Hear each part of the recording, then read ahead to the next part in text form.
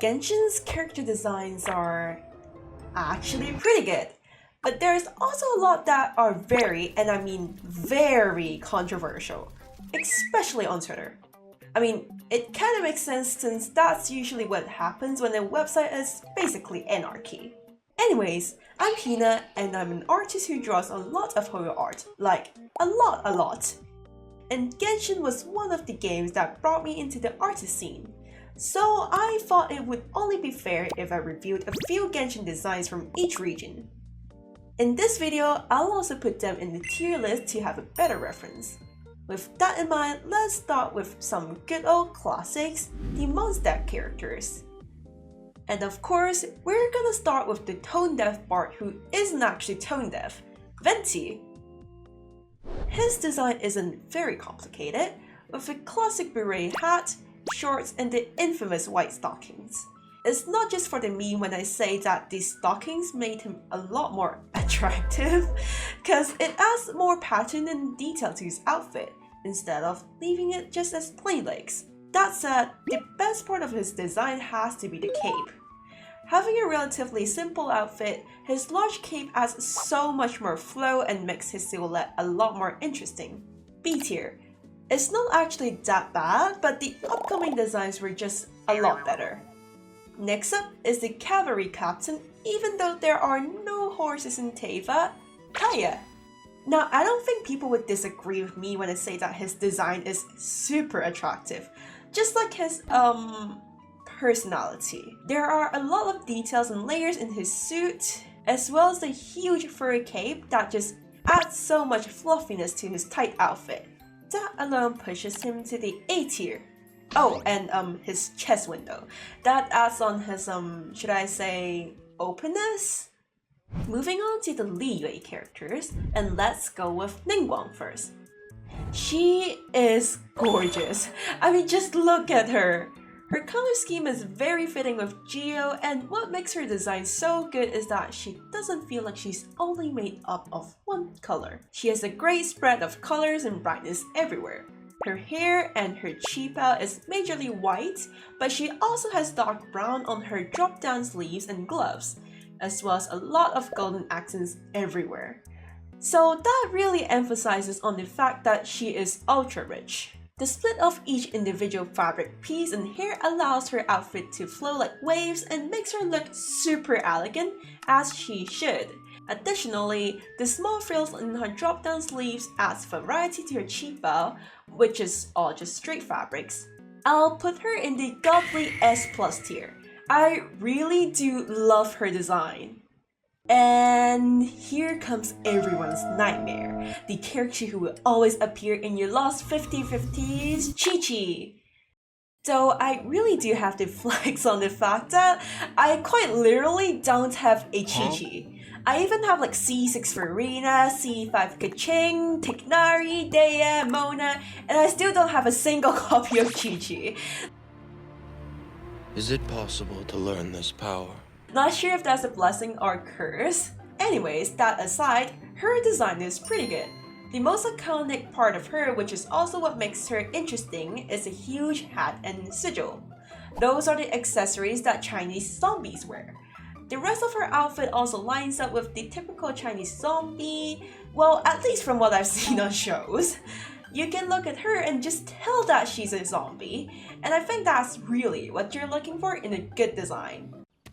Approved! So, even though this might be an unpopular opinion, I'll put her on the A tier because of how well the concept was executed. Her color scheme doesn't really fit the zombie theme, so I guess that kind of deducts her points. Now, I apologize to the Raiden Nation, and that's cause I'm not the biggest fan of her design. Don't get me wrong. The colors are great, there's a variety of accessories, but I feel like what makes her design less appealing to me is the fact that her hair and the chest window feels very baggy. The fabrics are slipping out and then her hair as well, just pretty baggy in general. That wouldn't have been a problem, but she is supposed to be introduced as an intimidating Archon after all. So this poofiness makes her a lot less energetic and sharp, which I feel like is what goes against her personality. I'm sorry to all the Raiden fans, but I will have to put her in the bottom of the A tier. To be honest, I could have put her in the same tier of Venti, but I know this would have been like way too hot of a take to have you guys handle it, so for the safety of myself, I'm gonna put her in the A tier, alongside with Kaya. And then we have the exact opposite, a character whose design is really refreshing and energetic, Yoimiya. I feel like orange outfits aren't the easy to execute since skin tones are a little bit of a range of orange colors anyways. So without other colors and unique accessories that add to the silhouette, the design often blends in with the skin of the character. That again is the opposite of what happened with Yoimiya's design. She has a large earring, a huge accessory on the back, and tattoos and smaller accessories that add variety in terms of color. All these elements make her stand out. Most importantly, her hairstyle is really special. Like, look at this. It's got a lot of spikes and parts that just sticks out of her head, and that alone tripled her energy. I really do like her design, so I'll put her to the S tier. I know that some of you guys probably wouldn't agree with me on this, but I just really like how the design absolutely emphasizes on her energetic and bubbly personality. Moving on to Sumeru, and we've got the king of dad jokes, Sino. I think enough people know about Anubis, which makes his design instantly recognizable. There's not much to say besides that, since his headpiece is pretty much the most significant piece. I guess it's also special that he's got some golden pieces and a lot of skin exposure, which adds to the fact that he is a desert dweller after all. Oh, and this is pretty cool too. He's going to the A tier. Next up is a nation that I personally think has got the best designs, which is none other than Fontaine. Or, you know, France. Neuvillette has the gentleman energy, and his designs complements it. He has a long and layered suit flowing, which is in contrast with his slim boots. There's also a lot of frills, which makes his suit a lot more decorative, in a way that levels up his elegance. I really like his hairstyle too, with the bow tie being at the end of the large and heavy hair. Overall, his design reminds me of how classical composers like Mozart and Beethoven dressed, which kinda lines up with him being in an opera house. I'll put him in the strong S tier. Now, I don't think I need to explain much for the next character, who happens to be my all-time favorite, Furina. Look, I do have a lot of personal bias over her, since she's pretty much the only character that I have at C6, and I waited 3 years without spending on a well level for her. I mean, I did burn tons of primos for her. So yeah, I am a dedicated Furina main. About her design, I really do prefer her Numa design over her Usia design. To me, her white suit and long jellyfish cut in her Numa design really complements her suit well. It's not that the Usia form looks bad, it's just that she already has like a lot of black details going on, but then the suit is also dark blue, so there's nothing that stands out in this suit, and compared to the Numa form, it really does feel a lot less interesting. But her hat and the suit's tail are absolutely gorgeous, especially the tail. They're very detailed and there's a lot of layers in it, so it's especially noticeable when you walk and it flows in the game. The hat is also big enough, which feels like a significant part of her design. She's also got a lot of golden accessories, which makes her feel very royal. I mean, she's a celebrity Archon after all. She's going to the S+ tier.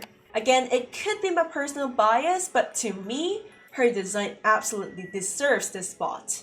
And then we've got, in my opinion, the prettiest character in the whole game, the one and only Mafia boss, Navia. She is absolutely a beauty. Her design consists of yellow, black, white, and blue, but they all work out super nicely. I used to think that these 4 colors wouldn't work out well, but Navia's design perfectly executes it, especially on her back, which kind of reminds me of a beetle. Similarly to Farina and Nouvellette, she has a strong contrast in the length of her outfit layers. She has a really short skirt, slim boots, but a really long and puffy tail. So not only does she have a lot of layering in the outfit, the length and shapes of it adds so much to the visual appeal of those layers and strengthens the variety of it. Her hair and hat also has a large volume, which makes her silhouette a lot more voluminous and recognizable. She goes straight to the top of the S+ tier. Now that we're done with my favorite nation in terms of design and aesthetics, we've got the most controversial nation of all time, the nation of dragons and war, which doesn't actually have any sort of intimidating dragons, Natlan. Let's start with Shilonen. I do like her design, but it's not all because of her outfit. A lot of people say that Natlan's design has been a failure because of how the fashion doesn't fit the cultural background and the setting of a battle nation. And I actually agree with it. It really doesn't feel like a battle nation with all her outfits at all. That said, I do think that Shilonen's haircut was really a huge success.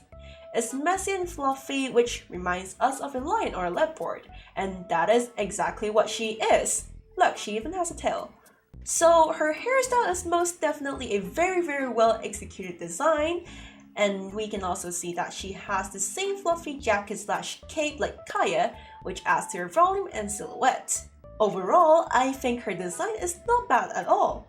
In fact, it is pretty good. I'll put her in the bottom of the S tier or the top of A tier. For now, we can put her in S tier since it's a little bit overcrowded in here. And then the horseman of controversial design, none other than the very Archon Mavuika. I guess this really is a time where I have to agree with the community. Her design is not the best at all. Now, I do like the hair, especially with the property of how it lights up. Though I feel like it isn't good enough to justify her outfit design. She is the god of war and now she just looks more like a god of motorcycles. I mean, look at her tights. I wouldn't have said anything about this if she wasn't the Archon of the nation, which is supposed to be the face of that said nation. But she lacks any sort of elements that would remind you of indigenous culture. And I'm not even talking about her skin color. It's the outfit that really disappoints me. If you look at the outfit, you would presume her to be a race competitor or a professional motorcyclist. And this design fits the role very well. In fact, I do think it looks very pretty. But then you get hit with the fact that she's supposed to be a warrior and literally is the leader of a war-centered nation. With that in mind, it makes her character a failed design. And in my opinion, visually it's a good design, but it really doesn't fit her role as like a warrior at all. So I'm sorry, but she's going to the B tier, alongside with Venti. Moving on to the current nation we're standing on, which is Nordcry. Let's start with Loma. I absolutely adore her horns.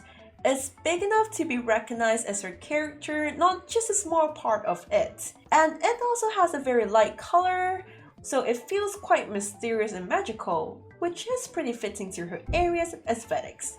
She blends in with the area really well, which is the thing you're looking for in a design. However, she has an element of which did make the community upset, which is how she shows too much skin and has the fan service problem. Look, in my opinion, I don't mind the fan service problem. I'm the fan and I'm being served. But then it kind of is a problem in Loma's design. It's the fact that she shows way too much skin to the point where her design feels a little bland. There's a whole bunch of like skin windows, and compared to outfit which has a lot of decoration and colors, the large area of skin feels very boring without any sort of decorations. Overall, it's a pretty good design. I'll put her on A tier. Here comes the last character we're gonna review, which is Columbina. She is the moon goddess and I guess pretty similar to the Archon of Nordcry. To be honest, she doesn't remind me of a moon goddess. Rather, she reminds me of an angel or a fallen angel with blindfolds on. Her blindfolds are pretty iconic and unique, which makes her a special design. In addition, she's got the angel wings on the back of her head. So just by looking at her headshot image, she is most definitely a unique and special character. And then we have her outfit. The color scheme is great. It's all pastel and light colors which adds to her godliness and mysteriousness. And then we also have the blue color which helps her blend in with her environment and the hydro element. I really do like how big and flowy her sleeves are. It flows around with her movement just like her personality where she just, well, flows around. But then there is a point where it deducts her marks, and that is the length of her hair and outfit. In my opinion, her dress and hair should have been a lot longer. If it was way longer to the point where it sweeps the floor, it would have added so much value to her elegance and her position as a mysterious moon god. Right now, her dress is way too short, like really, very short. And that kind of makes her design look a lot more energetic. To be honest, I don't think this energy fits her personality and character well.